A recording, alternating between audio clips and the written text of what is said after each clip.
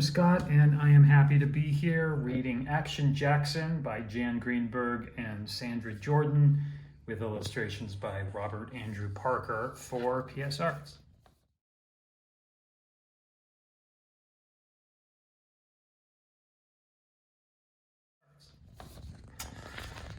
All right, this is a book about the painter Jackson Pollock.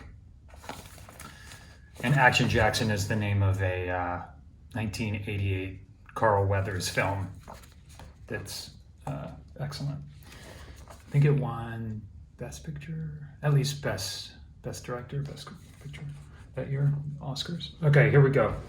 Action Jackson. In the afternoon, Jackson Pollock puts on his paint-splattered boots and walks across the yard. The wind blows from Gardiner's Bay, bringing in the scent of salt marshes and sea lavender. His eyes miss nothing. Sunlight on the tree branches, tangled stalks of blackberry bushes, beetles crawling in the grass underfoot. Caw-Caw, the crow he tamed, flies down and lands on his shoulder. His border collie, Jip, runs in circles, demanding a walk across the fields and down a country road to the wide sandy beach. But Jackson turns, keeps going.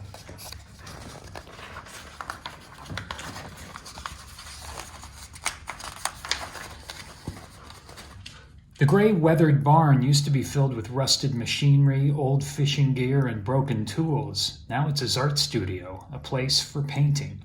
Some artists put a canvas on an easel or hang it on a wall.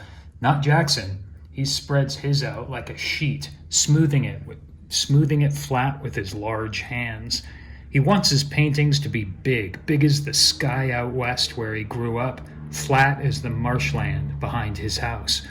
Sunlight pokes through cracks in the boards and flies buzz in the dusty studio air.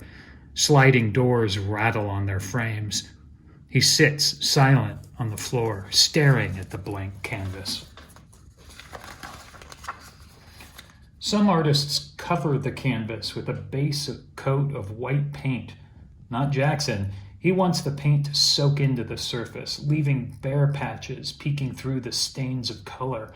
Some painters use oil paint or watercolor. Not Jackson. He'll use ordinary house paint from the hardware store to make this painting. Some artists paint pictures of flowers or people or landscapes. Not Jackson. He expresses his thoughts and feelings directly on the canvas, calling it energy and motion made visible. And still he sits, surrounded by the cans of enamel, brushes stiff with dried paint, knives, sticks, a spatula, and canvases, waiting. Hours go by like minutes. Suddenly he feels exhausted, used up, his inspiration gone. Things get in the way of the flow, like roots blocking a soil line, he says. He puts down the brush and goes into the house to make supper, his mind filled with thoughts about the wet painting back on the studio floor. Skip the page. Okay, I'm going to go back one page. At last he stands, he chooses a stick and dips it into a can of syrupy paint. Slowly he circles the canvas, stepping around the edges, straddling the corners. Black lines form a tangled web. Now he chooses a brush, working toward the middle. Sprays of color, tan, teal, yellow, and white. An athlete with the paintbrush, he uses his whole body to make the painting. Layers build with each gesture, new colors emerging, bleeding and disappearing into the wet surface. He swoops and leaps like a dancer, paint trailing from a brush that doesn't even touch the canvas. I want to make a longer and longer line. I want it to keep going, he says.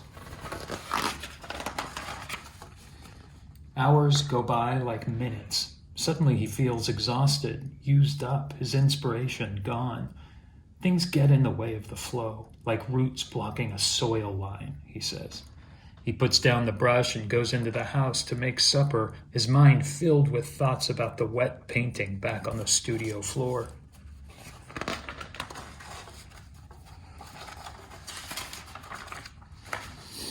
The next afternoon, Jackson prowls around the canvas, studying his work, but he doesn't pick up a brush. Instead, he walks on the beach past the sandy marshes and the tall spartina grass that waves in the breeze. He spends hours sitting on a grassy dune watching the gulls. In the barn, the layers of paint dry. Almost a week passes before he dips a brush and begins his dance. What is he thinking? Does he see the sunlit beach, the pattern of waves, the interlacing branches of the trees, the lush summer grass outside his studio?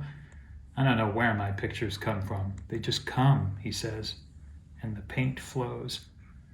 Like the Native American sand painters he saw as a boy out west, he moves around the canvas, coaxing the paint into loops and curves.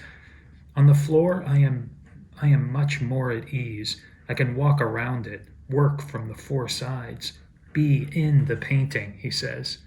Fireworks splatter of rosy pink, twisting ropes of white, spangles of silver, a lavender glow where pink and blue black meet. Jackson listens to jazz recordings in the evenings. He likes musicians who improvise, inventing their own melodies as they play. While he paints, the notes spin over and over in his memory, swish and swish again. The rhythm of the brush matches the rhythm of the music.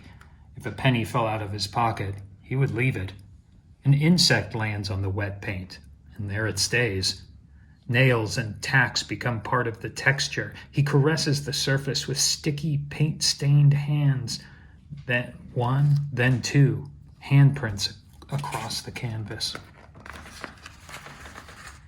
His eyes move up and down, back and forth. With light steps, he follows the sweep of his brush. He stops in a pool of paint, pauses.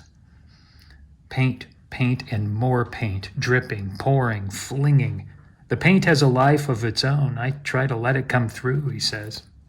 Again, he stops. He climbs a ladder to look down at the whole canvas. Every muscle aches, but his eyes, his mind, and his heart know the painting is finished. Some people will be shocked when they see what he has created. Some angry, some confused, some excited. Some filled with a happiness they can hardly explain. But everyone will agree Jackson Pollock is doing something original, painting in a way that no one has ever seen before. This painting's called Number One. It's from 1950, and it's at the National Gallery of Art in Washington, D.C. And it's huge. For the next few days, he and his wife Lee plant the vegetable garden. They drive into town in their Model A Ford. He digs for clams on the beach. On the weekend, friends drop by for a party. It'll take another week for the thick paint to dry. Then Jackson and Lee will tack the canvas to the studio wall. Jackson sits, silent, staring at the blank canvas spread on the floor of the barn, waiting.